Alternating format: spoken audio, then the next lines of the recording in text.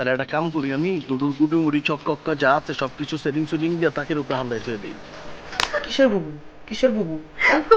কিসের বুবু? কিসের বুবু, হ্যাঁ?